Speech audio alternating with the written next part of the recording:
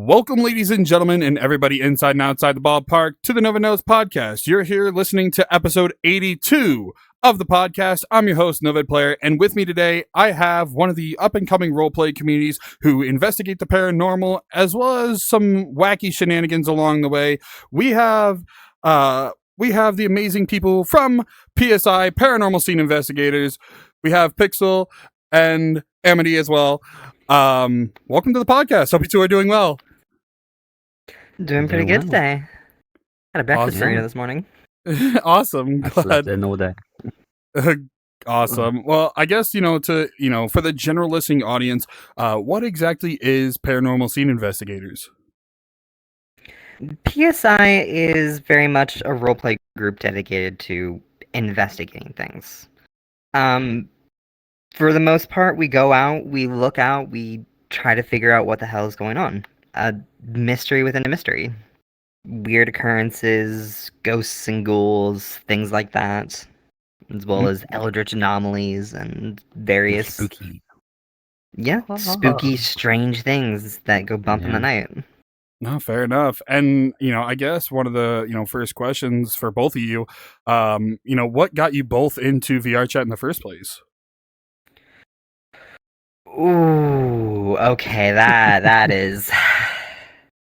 I joined during the Uganda Knuckles era, so I first started seeing those memes going around, and I was like, this looks interesting, let's go see what all this is about. So, I joined, and I've been here ever since. Yeah. Well, when I was with my friends, we used to play games and everything like that, and then we went on the Steam store, looked at free games, and discovered the VR set. And we're like, what's this? Whoa! And then we joined at the Uganda Knuckles era as well. So we explored the world, we saw Knuckles, and we thought that was funny, and we were to Knuckles.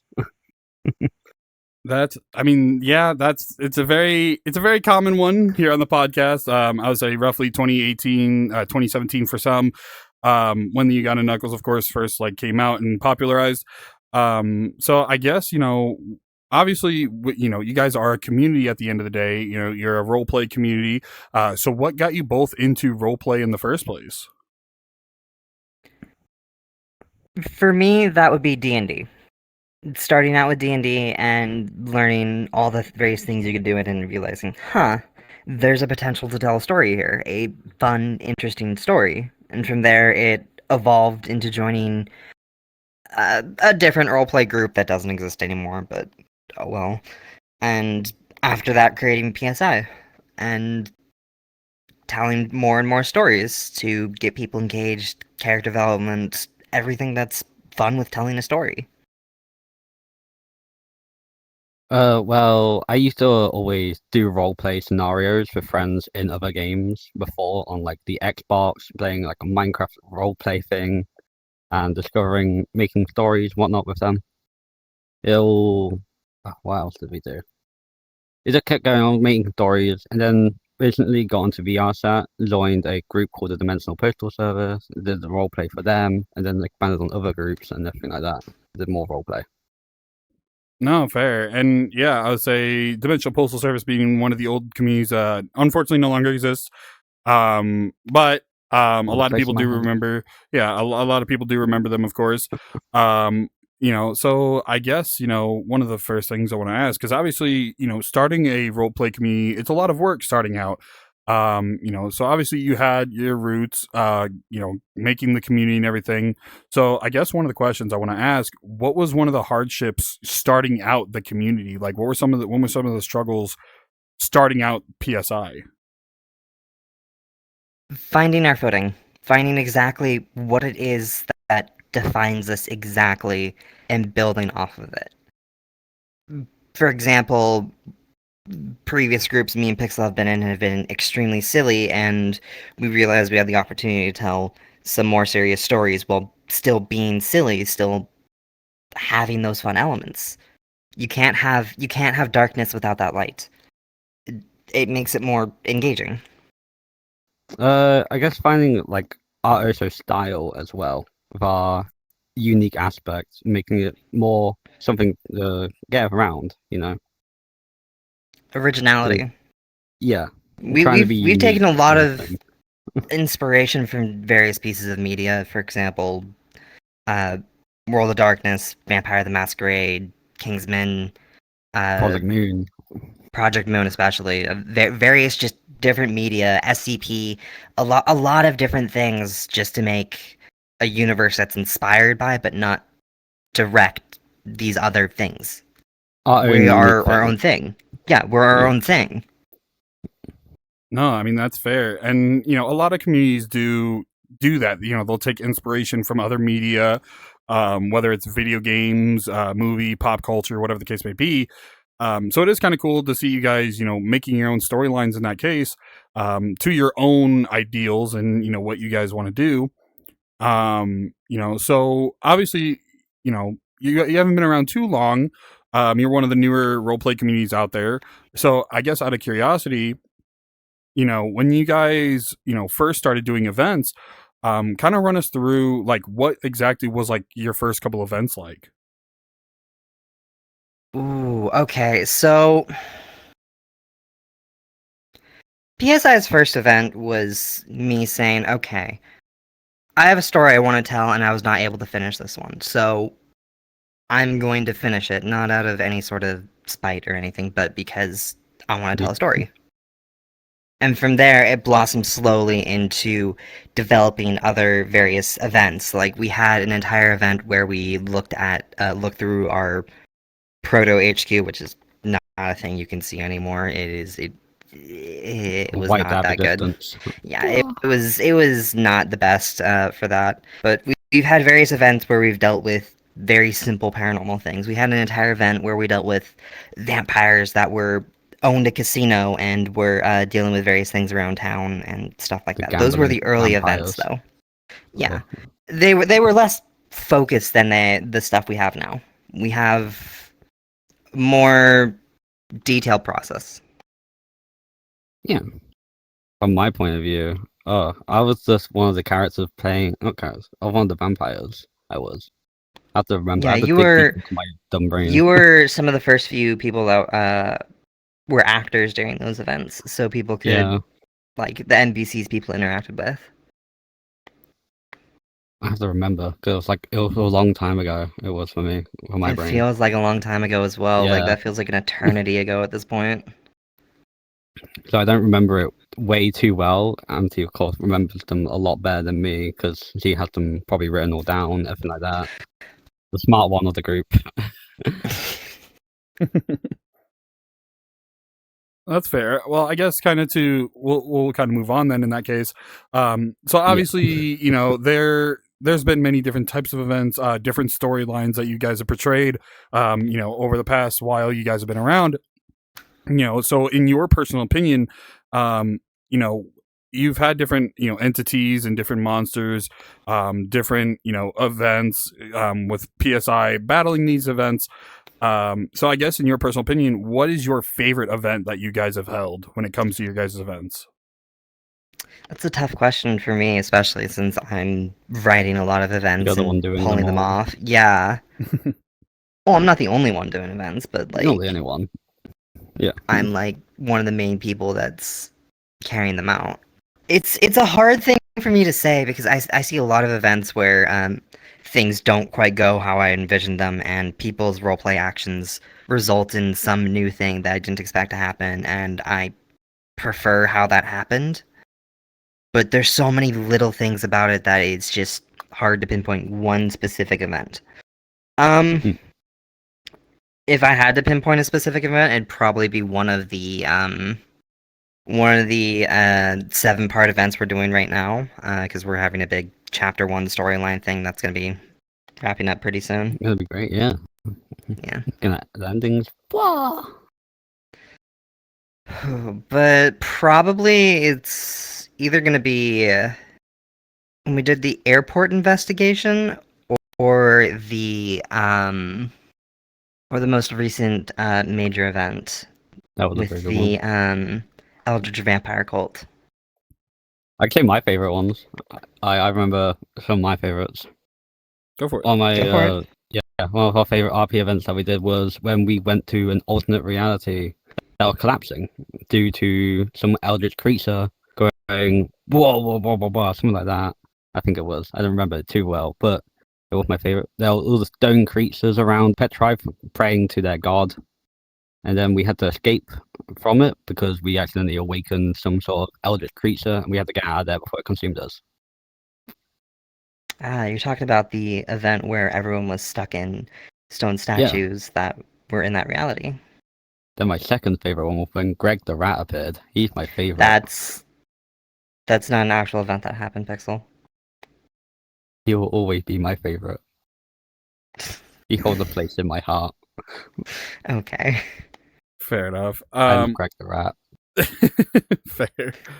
Well, kind of moving on from that. Obviously, you know, you guys have definitely been growing over the past year. So I guess one of the biggest questions, you know, because this year was actually your first time ever participating in bigger events, trying to get more people into your community like Project Fest, and you guys are also looking into VCAT Winter as well. So I guess one of the biggest questions I want to ask, since you guys are a newer community, you know, what was your first experience like going to a VR convention? Like, what were some of the pros when it comes to like being in community at a convention? I think in PSI's case, it was more so just being able to interact and gain all these friendships with all these other communities. Like, we have a good relationship with the Blood Ravens, the Helldivers, all those types of communities that we met during BJKT is just awesome. We good friends They're with lovely. Creative Impressions, just all of them. Just being able to meet all these other communities and see that bond of mutual admiration of everyone just coming together. It was awesome. Yeah, experiencing the PJKT and the thing, I've experienced it before in many other groups because they DPS? Yeah, DPS, I think only DPS, I think. But of course, the being in them, my first time there, it was like, whoa, all these people, all these cool people. I get to meet them, get to make friendships, make connections, future partnerships, collabs, and everything like that. I just loved the idea of meeting everyone to do all these experiments, ideas that can go in your head for stories and everything like that. Oh, fair. I mean, there is definitely a lot of people involved when it comes to, you know, the community side as when it comes to Project Fest. So obviously, you know, speaking of people, you know, obviously you guys you started and you came to Project Fest 2025. You started to get more members. But something I want to cover before we go too far down this rabbit hole. Obviously, every community has a way of, our roleplay communities in particular have a certain way of, you know, creating their characters and making them fit within the storyline. So I guess from your guys' point of perspective as PSI, you know, how exactly does like the character creation work? Like, how is it implemented for PSI? In PSI's case, we have basically anyone can join an event to start with and see what the group's about. You don't have to make characters to start with to just join an event and be part of it. You won't have any special stats. Yeah, you won't have any special stats or anything that the character sheet relates to, but that's fine. Basically, we have a very D&D-like character sheet where you fill out a bunch of little pips, and once all those little pips are filled out, you make up a special power and a negative consequence if that power fails. Your eldritch gift. Basically, something that's been given to you by some sort of weird eldritch entity, like Cthulhu visits you in your dreams and gives you the ability to just summon a gun or something like that. Cthulhu, here's your gun. Yeah, basically. Our whole idea is to leave it open and available for people to create characters. At the end of the day, everyone that joins PSI is an investigator. They're investigating the unknown. Your imagination is the possibility of thing. I think that's how the saying goes. That's it. Unbound creativity within a field of limitations within potential. Say it better than me, then yeah. Something like that, right? Yeah. Something like that. But yeah, no, I mean, that's amazing, and obviously there's a lot of different, character types within, PSI, and obviously they belong to, the organization PSI. So I guess, because obviously when it comes to role plays, right, this is a weird way of phrasing it. Hierarchy, I guess, to be fair, is the right terminology for it. So obviously you have your investigators, right? That's the whole point. So I guess, how exactly does the role play itself work? Obviously there's a story to tell, but how do even I'm getting The confused on my ranking own question. structure? Kind of, yeah. Essentially the hierarchy, like how does the hierarchy work when it comes to PSI? There isn't really a set role structure for people. There's when you join the server, you have your aberration role, which is just people that haven't signed up yet. You have your training investigators, which is someone who's made a character sheet but hasn't attended a little training event. That's like, all right, here's a basic overview of things that we do and have and all that. And then after that is just investigator, which is just full-on investigator and all that. After that, it's staff roles and doesn't really matter. We don't really have a hierarchy of who's on top of who. For the most part, not really. There's something in the works we have that is not out yet. Something planned. But I really wouldn't call that a hierarchy. It's more of a D&D class structure. It can be kind of like a hierarchy. We're going to be like their little trainee level for that, and then the expert ones, then the masterful ones. But I wouldn't really call that a hierarchy per se. It's just more so, here's your D&D class, and here's your level. I guess, yeah. To give a little equivalent, because we do a lot of dice rolling. We have a lot of dice rolling. Yeah. Except from the staff ranks, all trainee and investigators are basically equals. No one has a higher power than anyone else. Everyone is respected the same way and everything like that. I gotcha. And obviously, things change over time, of course, so you don't have to, say anything that's not concrete set in stone. But, it's obviously, there's a lot when it comes to this. You have your investigators, you have your, the person giving them like, hey, this is where you're going, et cetera, et cetera. You also have like your actors and stuff too, playing the roles of these NPCs or, monsters, whatever the case may be. So I guess one of the questions I want to ask in that regard, there's a lot of different types of monsters in the realms of eldritch horror, as well as, generalized fantasy, sci-fi, whatever the case. So I guess one of the questions in that regard, what kind of made you want to choose certain deities and monsters for your guys' events? Like what kind of is the process when it comes, or what is like the mind process when choosing what entity is going to be up next? Rule of cool. It's very much rule of cool. It's very much rule of cool. What's gonna be fun to do? What's gonna be interesting for people to interact with and roleplay around? It could be Lord Damamu of the higher dimension, then Greg the God.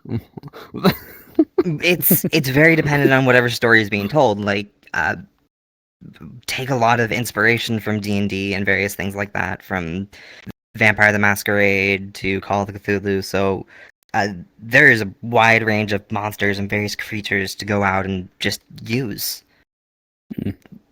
I have an entire little storyline written somewhere in my computer about a whole dinosaur event that I'm just not touching for a while. No. Fair. But I guess from your point of view, Pixel, kind of same question, because you play more now as like an investigator. So what are some of your what's the word here? So obviously you have your own character, right? So what kind of led you to create your character? Because obviously, Amity does a lot of the story writing and stuff for, the investigations himself, but obviously you have, your own character, you make your own decisions in how your character works. So like for you, what exactly was the decision when when creating your character? Like what inspired your character, I guess, is the layman's terms of trying to ask the question. I am very uncreative when I make my characters, and it's just it's just Pixel, me, hi, and it's just different versions of myself across the whole multiverse, everything like that. What else? The character, she's just me. Yeah, I just like playing with myself and how I would think I go through all these stories and everything like that. No, fair enough. I mean, go ahead. It's something quite a lot of people are interested in doing, seeing how they themselves would react to a world where the paranormal exists. You can create your own character, be someone who you want to write a story for, or you can be yourself who you think the story will go on for you, how you would experience it instead of the character you create. No, I mean, that's fair. And with VR, obviously, it's definitely one of the most immersive ways of doing so.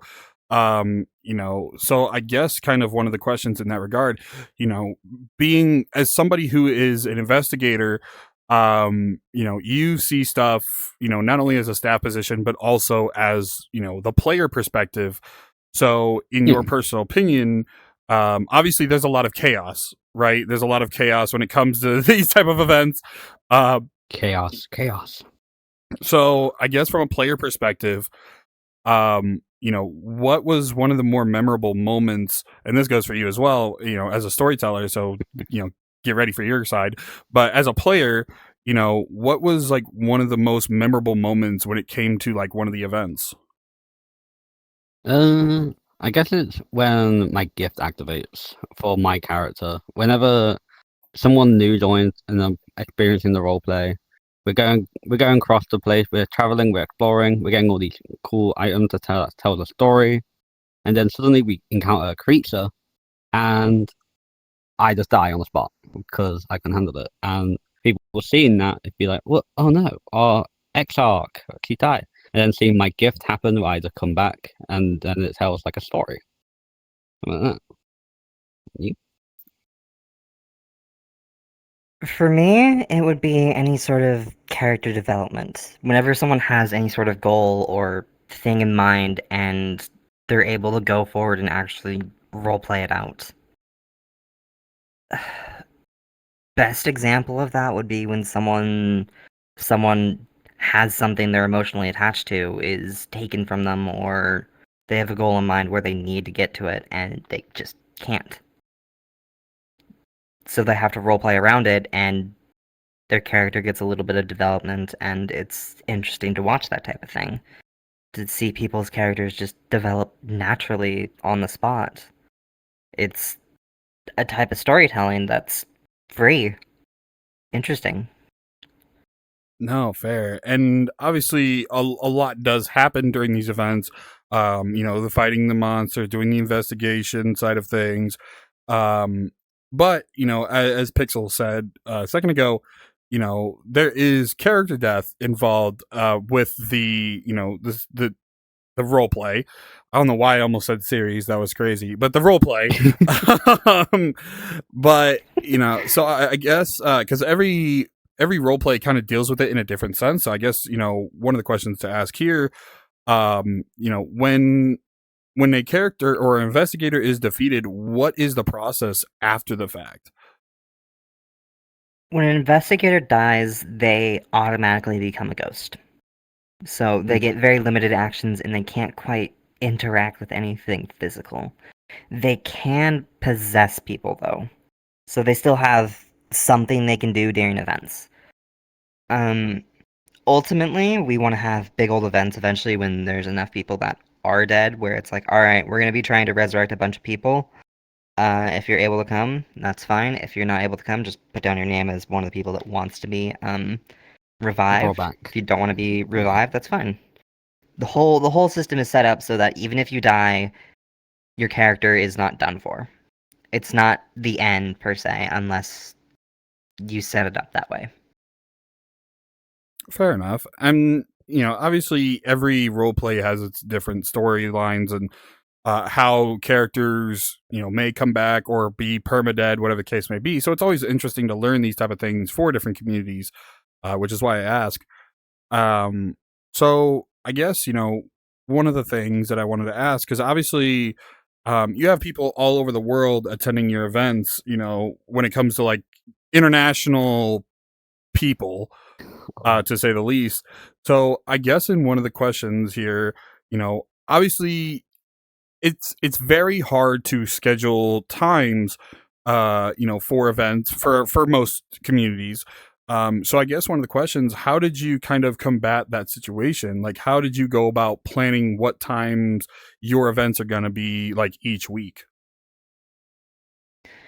Early on, we have a lot of people that we already knew a general, hey, this is what time people are going to be available type thing. So we kind of decided on generally 3 p.m. PST, 6 p.m. EST as our general rule of thumb for going for events, because that's what our community has always been based around. But the more people we get, more we're just going to be like, all right, we're going to put out times, see what times are best for everyone.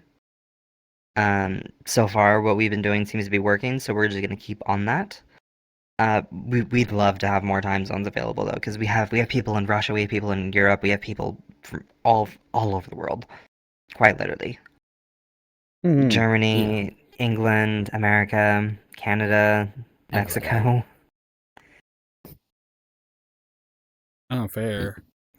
Just all over the world. So we just try our best to accommodate. We just ask the community what time works for you guys, and we work from there. No, that's fair. And obviously, there's a lot when it comes to that, especially when doing like, projects with other communities as well. That was not a pun, I promise. But like other collaborative efforts, with other communities. Whether it be an event or, maybe a video, whatever the case may be. And you guys have, started to do more collaborative events with other communities as well. So I guess kind of one of the questions, what kind of started that snowball effect, like working with other communities? Like what was kind of the initiative taken for doing events like that? That'd be more me, because as the PR person, I'm normally the one that I go to the community, they reach out to me. We start talking, we say what time we can do, what time they can do. We put them together and say, how about time between these? We say, yeah, we got that in the bag. And then we do have a fun event. We just, nothing like that. Generally, there are a few other communities that have reached out to me as well, but those are still in the works. Not going to say anything concrete yet about any of those, but me and Pixel are in talks with a few people, so... I hope you're not eating concrete. Always am. Oh. Do you want some? That's where maybe. Fair enough. I mean, yeah, I would say definitely being out there is definitely a beneficial thing when it comes to being a community, especially roleplay communities. Because obviously there's a lot of different types of communities, right? You have, your more social communities, you have your, themed communities based off fandoms, you have, PvP organizations, and then you have roleplay. At least in my personal opinion, roleplay is usually one of the harder ones to put together. Because it does take a lot. It takes, a person who's able to write stories, a person who's able to find compatible worlds or avatars, whatever the case may be. So I guess to ask this question, this kind of goes for the both of you, since you guys have been around for for a while doing this. What were some of the struggles to, as of now? Obviously there was, struggles in the beginning. So what were some of the struggles you guys face, or what are some of the struggles you guys face when it comes to, getting events ready? Generally, it's probably going to be opening up and getting more people to help specifically for ideas that me or other event hosts have, because it's it's very hard to do anything like this on your own. You need that team of people to help you. You need your staff team. You need all that. You can't really do this type of thing when it's this expansive just alone. You can't. Communication is incredibly important. Communication is very important. The only the events that I properly prepare are either a little hangout event for the spending time to take a break from the roleplay, play some games, make more connections with the groups, or planning the collab events where if with other communities and stuff like that. Those are my expertise in a way. Hello, everyone. Real quick, just want to pause the episode right here. I want to thank you all so much for watching this far. If you're interested in, maybe watching some of my other content or enjoy what you're watching so far, feel free to hit that subscribe button. It does help me out a lot. And of course, if you're interested in some of the other events and, collaboration projects that I work with, feel free to join the VR chat group at noved.6608. We do put stuff on the calendar for future uploads as well as many other events that we take part of. I will say, upcoming October 11th and 12th, I'm proud to announce that we are officially going to have the 2-year anniversary of the Noved Squad, where we'll have 2 whole days worth of performers for a charity event, all for the International Association for Suicide Prevention. Much more details will come at a later date. But if you're interested in that, make sure to join the VR chat group and join the Discord by looking at the link tree or in the VR chat group itself. But let's get back into the episode. Woo! I was going to say, because obviously you guys not only do host a roleplay, but you do host other events as well, which is actually perfect because I was just about to segue into this topic. So I guess for the general listening audience, what all type of events do you hold besides the main roleplay? That's me. I host a little bit of a hangout event where people in the Discord server, if they've joined anything, they can vote on a games or anything like that I've selected on a poll. It can be like karaoke, blackout, murder, drawing, something like that. I'm done. I'm gonna add drawing this week. Is there something to hang out, socialize, make friends, nothing like that with people in the community if you have not interacted with them yet? To add to that, we also have a lot of channels on our Discord that are just hangout places where people can hang out and make friends and just generally vibe as a community. We're quite often in there just hanging out with everyone. Chilling and having fun. Yeah, no, absolutely. And, I know there's a lot when it comes to those things because, you guys play games together outside of VR, whether, friend multiplayer games or just, hanging out, just vibing in Discord, whatever the case, which is really good. It's good to have a healthy relationship with the community, not only in VR chat, but outside of VR chat as well, where people can have a place where they can enjoy themselves and have fun. It's definitely a good thing. So definitely kudos to you guys for having that. So obviously when it comes to, having all these events and stuff, before, the side of like Project Fest, obviously, things were a bit different before Project Fest for you guys. So I guess, in curiosity's sake, what was a way, that you recruited people? Like, how did you go about recruiting people, like, for your roleplay? Before Project Fest? Before Project, yeah, I can say this actually. So before Project Fest, we used to do the typical go out into public worlds and show off a little roleplay gimmick that we would do.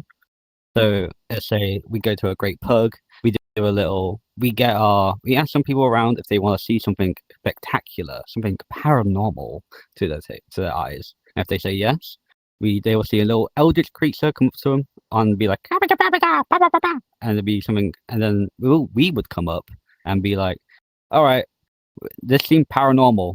Since we're on the scene here, we're going to investigate it. That's us, the Paranormal Scene Investigators. But that's how, and if people liked it, we would show them off a little link to our Discord server using a print or something like that and say, if you want to see more of our fun experiences or a properly storytelling one, you can join our Discord, have some fun, and yeah. We don't do that anymore, though. 99% of the time, whenever we did any sort of patrol like that, we would just get people harassing us, and it was not fun. That's fair. So we stopped and just decided, all right, let's just do what we do now and just have fun. We don't need to worry about doing patrols for growth. People will find us if they're interested. If people already in the group think they've made friends in other groups that would enjoy something paranormal, they can always invite their friend to experience us a little bit. And we would be a way of like to get people into our group now would be a word of the mouth kind of thing. I think that's how it goes. Yeah, word of mouth. It's just generally the way that those patrols were just not conducive to any sort of bringing anyone interested into that type of environment. No one really... We got a few people, but ultimately there were a lot more bad actors, people that were generally being harassing and such than anything else, which is why we stopped doing them. And that's fair. Every community has its ups and downs when it comes to those types of things, so it's not unheard of for these type of situations to happen. But obviously there's been a lot more positive as of recent. You guys have, grown very large, very fast as a community when it comes to, being at Project Fest and, showcasing what you're about, not only with your booth, but with a poster exhibition as well. And having your poster in a few different worlds, definitely putting your names out there a little bit more. So I guess kind of one of the questions in that regard, when it comes to throwing your posters in worlds and stuff, do you see a lot of benefit from that in your guys' personal opinion? Depends on the world and it depends on the community. If it's something like the Black Cat and the Great Pug, which we have previously had posters in, not sure if we still have posters in. Are they still there? I think so. We haven't seen a lot of engagement or anything from those types of posters that are in those types of worlds. But if it's in something like another roleplay group or community that we're allied with, I think we've seen more people that are interested and be like, oh, hey, I know them. No, that's fair. And obviously, there's a lot of opportunity when it comes to that, but it's more of how often do those things get seen.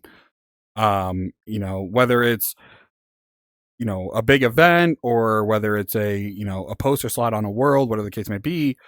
But I mean, it's still outreach, and that's still a good thing to have, regardless of how you look at it. So obviously, kind of to go a little bit off topic a little bit. So obviously, when it comes to you guys specifically in PSI, you guys being both staff of PSI, some of the head staff of PSI. So in your personal opinion, what is something that you both want to see when it comes to the future of PSI? Like, what is something you guys want to obtain, or not obtain? That's a really cruel way of putting it. What is something? What is a goal you guys are trying to hit with PSI? I guess is the best way of phrasing it. That's a good way to answer this. Well, I would genuinely just say keep running our events. Just keep telling stories. It's not quite just one goal. It's mostly just keep telling stories that people want to hear and see and experience. Grow the community so people are able to experience it, yeah, but that's not really the main focus. The main focus is to just keep telling stories. Having fun. Mm-hmm. If people join, that's alright, cool. Welcome. Hope you enjoy the story. Or stories. My personal feeling on the future for PSI is I don't care about the numbers. I don't care about how it can grow properly. I just want to make sure it can feel like a home to people. I want Paranormal Scene to be a home for the people that love the eldritch, of the paranormal, love spooky tales, and everything like that. I just want to make sure they feel they find their place in Viasha. People can have their stories, their characters, something that make them feel at home, somewhere that's comfy for them. If people find us and they start liking it, and I'm happy for them to make sure they found a place they can call home. No, fair. And realistically, both very very valuable things when it comes to, making a community, the storytelling, the sense of, it being a home. Definitely a huge commendable thing when it comes to communities in general. That's what's up. I was gonna say, one of the things I wanted to touch base on, because something you guys recently did, you started, doing more videos, like more content creation side of things. So I guess one of the questions I wanted to ask, what kind of made you guys want to start, putting out videos and like doing content creation, like for PSI? That's always been part of the plan. We just haven't had the time to be able to go and do it. Little self-contained Yeah. stories that we could just post on YouTube and have fun with. We we haven't really had time to actually write up something to post on social media or anything like that because we've been too involved in our 7-part story at the moment. We have our lovely misinformation, our media team, with our lovely B on T. He's always doing lovely video editing work and everything like that. He is. And we just Not want to make sure. everyone's available at every time, Yeah, so not everyone's available. Oh, I mean, that's fair. Everyone has their own availabilities, right? It's it could definitely be a challenge, to schedule people for, events, whether it's filming or, actors, whatever the case may be. So it's definitely commendable to say you guys at least get something out there. So definitely don't sell yourselves short on that, because there's a lot of communities out there who haven't put out anything, or they'll maybe post one video and that's it. So you guys are at least attempting to take that route of making content and getting your stuff out there. Which, speaking of content, because it is something coming up when this episode goes live. So recently you guys did put a video out for a upcoming event of yours, which is going to be your guys' costume contest for Project HorrorCon, and of course, PSI. So I guess one of the questions I wanted to ask, what made you guys want to do a costume contest in the first place? Like, what made you want to do a costume contest?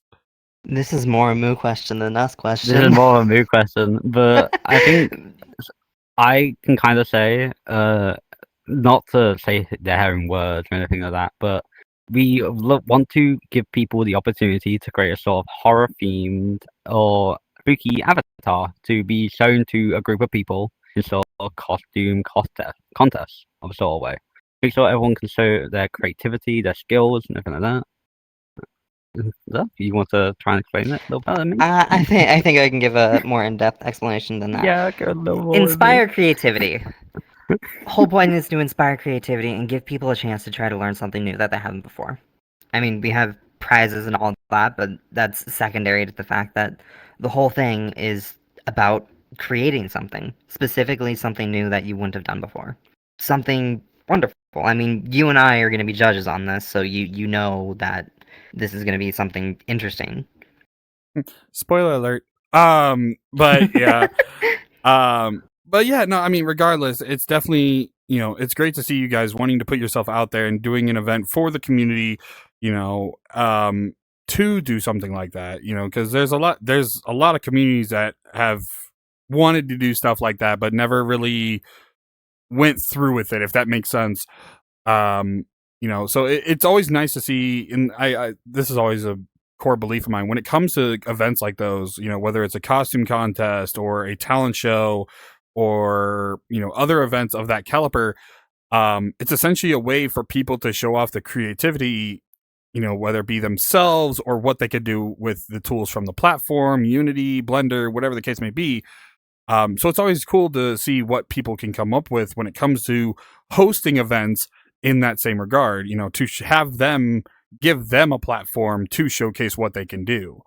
So obviously, kind of to move on from the event side a little bit, I guess one of the questions, because obviously, you mentioned the character sheets, you mentioned, joining the Discord and, kind of how to join. But I guess one of the questions I want to ask is obviously, where PSI is at least from what I know, and based on what we talked about, it's still a newer community, right? It's I believe this is your guys' first year of doing it, correct?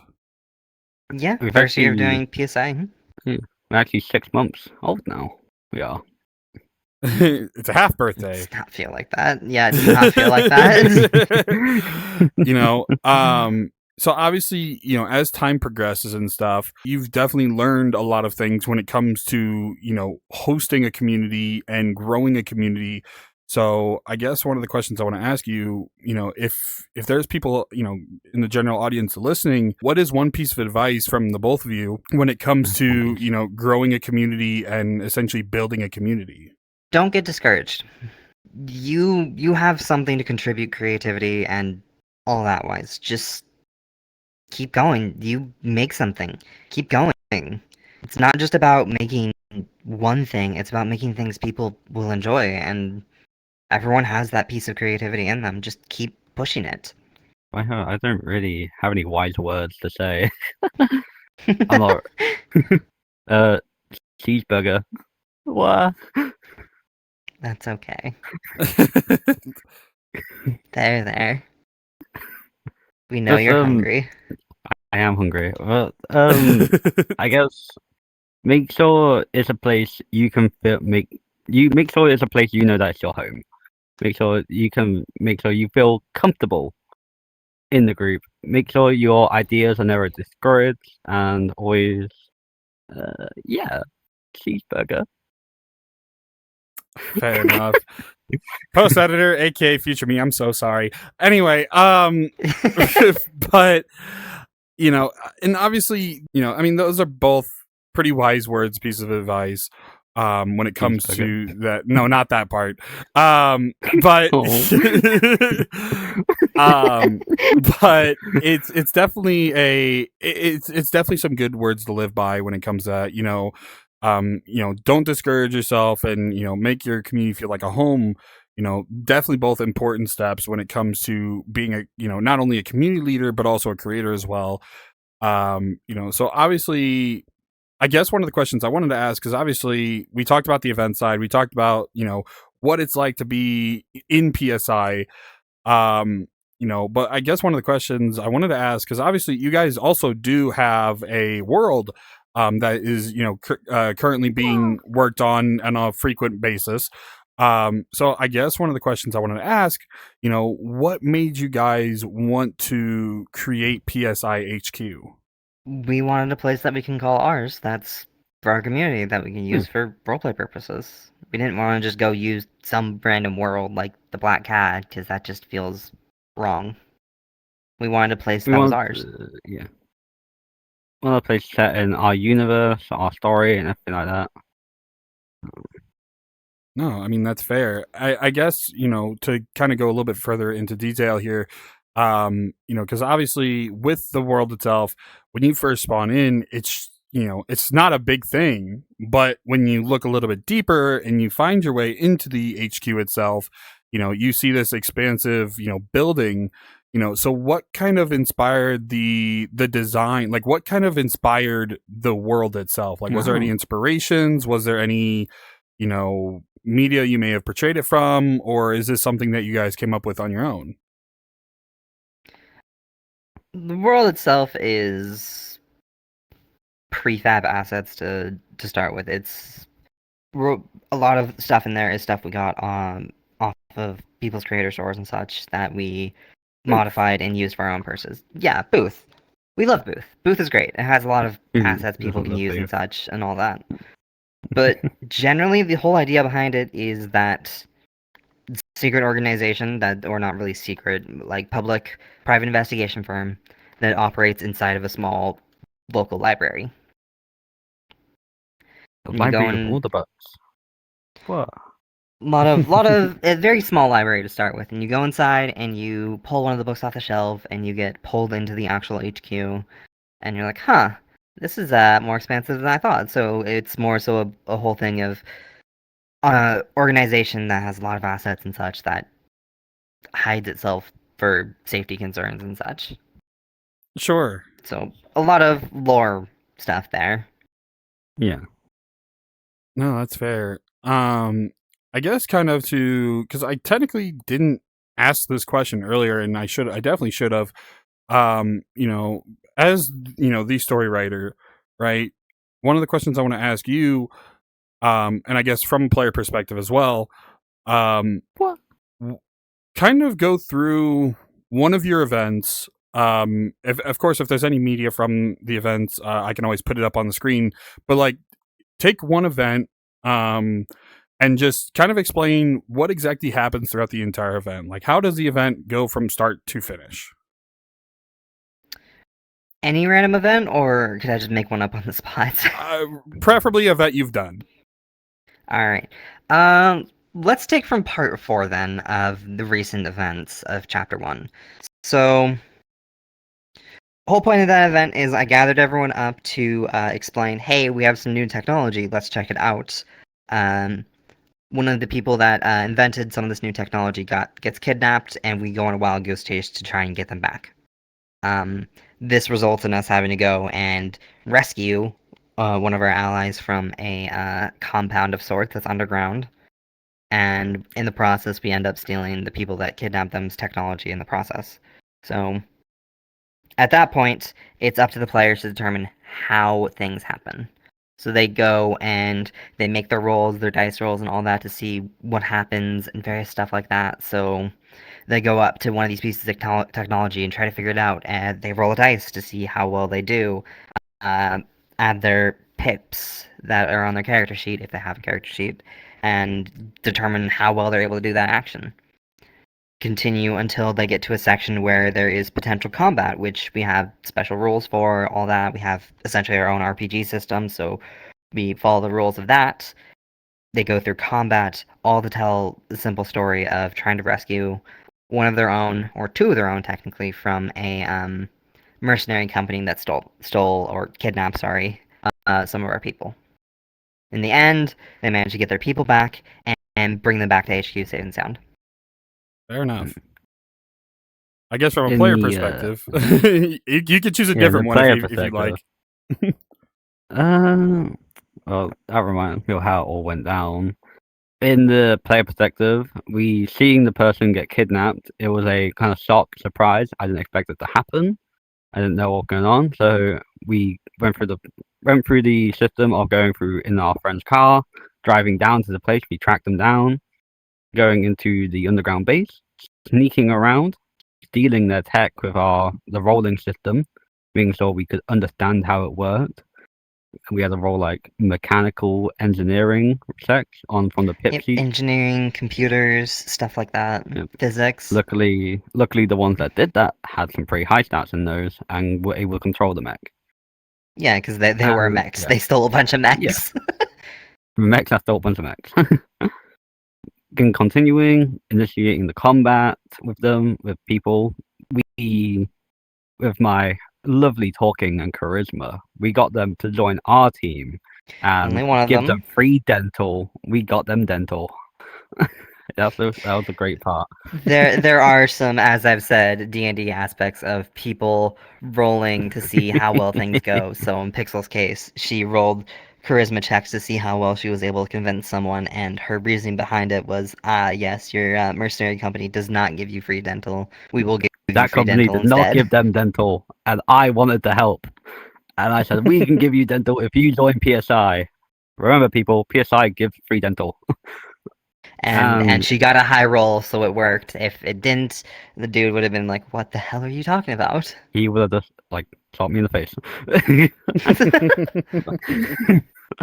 Luckily, I'm good with words. In real life, I am not.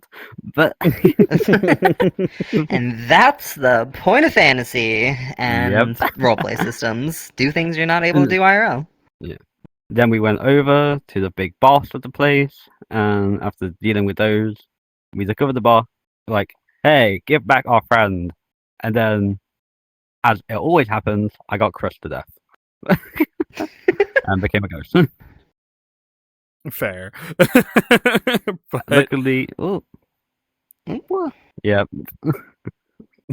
Not every event is gonna be having combat though. So, for example, Yeah, not every. Pixel. Why am I lagging? Why am I lagging? Not sure what's going on there, but not every event's gonna have combat. For example, Pixel mentioned an event earlier where there was a bunch of people stuck in stone statues. Basically, we went to a different reality in that version. They're like, okay, something's going on here. Go check out what we've detected. And I just set the investigators off to go figure out what the statues were, what's going on here. Find the clues. Yeah. Find So what's going on. people rolled to see what was going on with these statues and try to figure it out. People tried getting samples. One of the statues started bleeding, and they figured out, oh, these statues are people. The people are just stuck in the statues. Dun dun dun. And they kept going, and they found a statue that was able to move, and it was creepy, and it gave them a bunch of exposition before solidifying, and that reality started to collapse, and some weird eldritch eyes started chasing all of them that they couldn't quite fight. Not everything is going to be a fight.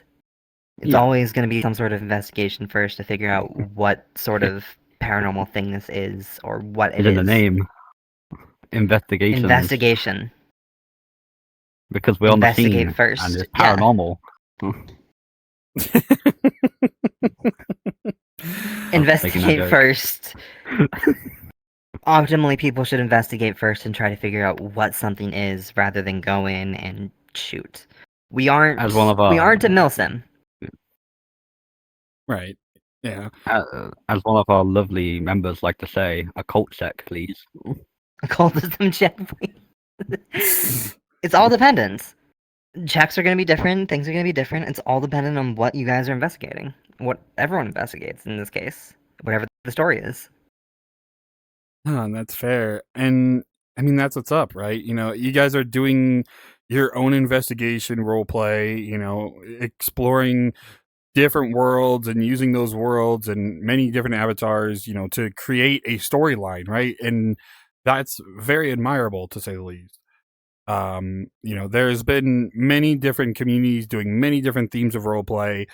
You know, some doing mystery solvings, whatever the case may be, you know, but it's always nice to see, you know, continuations of the themes of these type of, you know, communities, because it's always different. You know, there's always something different.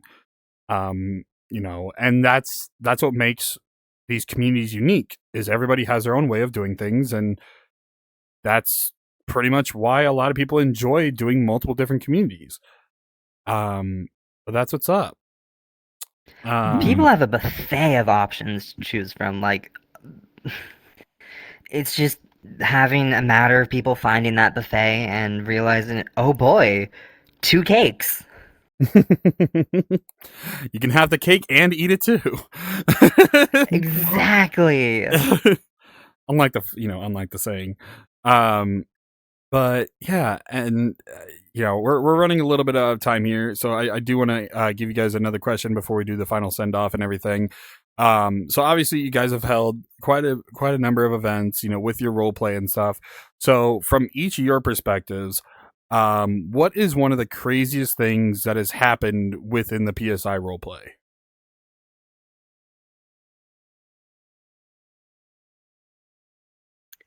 Oh, I know. When Greg the Rat appeared, that was the craziest thing that is not that is not the craziest thing that's ever happened. Yeah, you're right.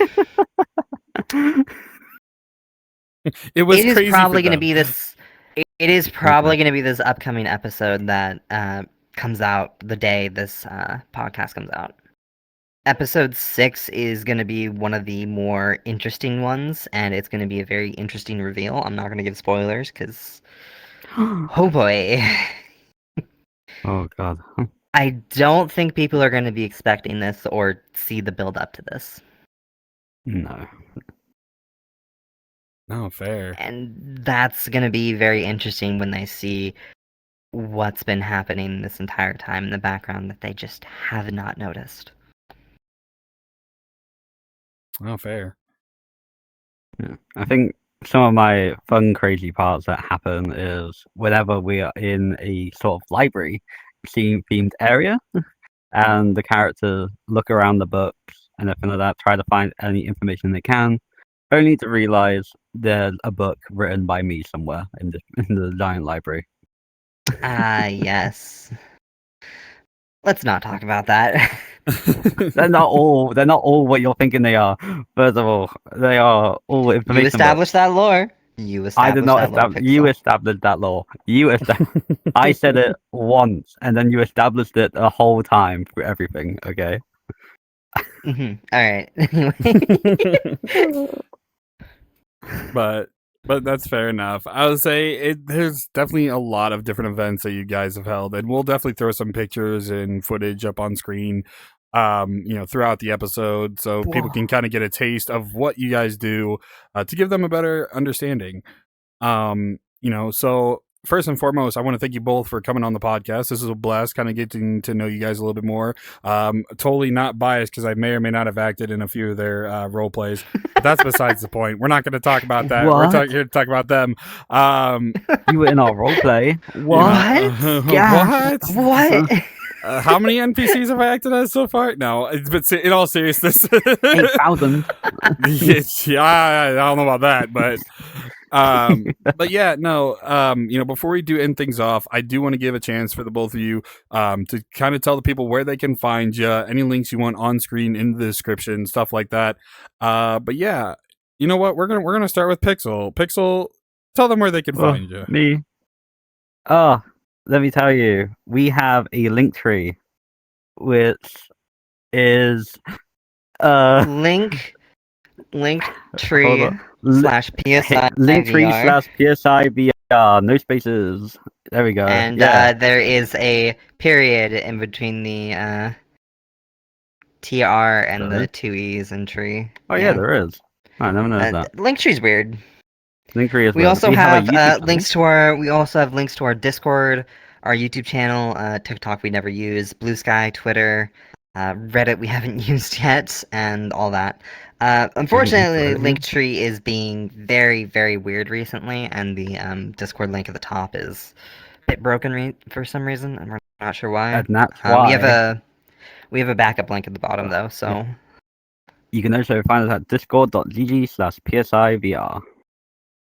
Yeah, that as well. Fair enough. I was waiting for another one specifically.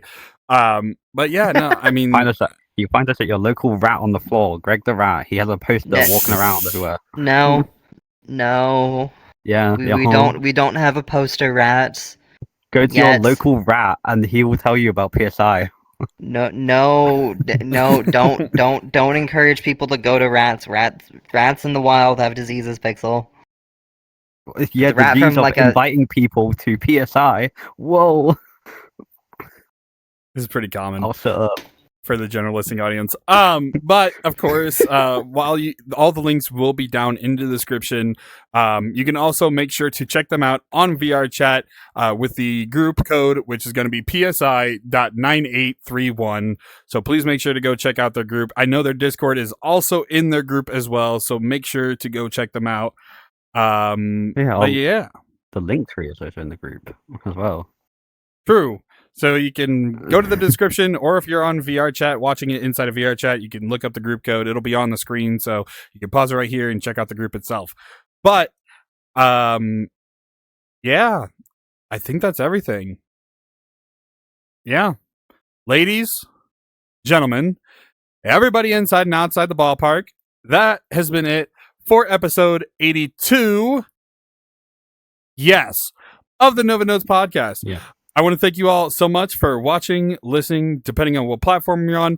Comment down below, what is your favorite type of eldritch horror deity?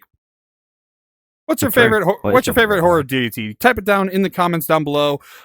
Maybe it might give some ideas for some future PSI events. You never know.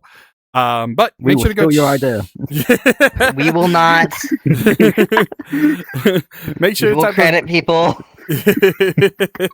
Make sure to type all those down in the comments. We'll definitely take a look at them. But of course, if you are coming back to check out some of the other episodes, or maybe new to the channel, why not hit that subscribe button? You're already coming back anyway, or you made it this far into the episode. But I want to thank you all so much for watching, listening, depending on what platform you're on. And I will see you in the next episode. Take care and peace. Right, where's our $80 for being on the stream? Pixel! You aren't getting paid. Oh, what? What? Oh, no. Cue the outro! Welcome, ladies and gentlemen, to Noved.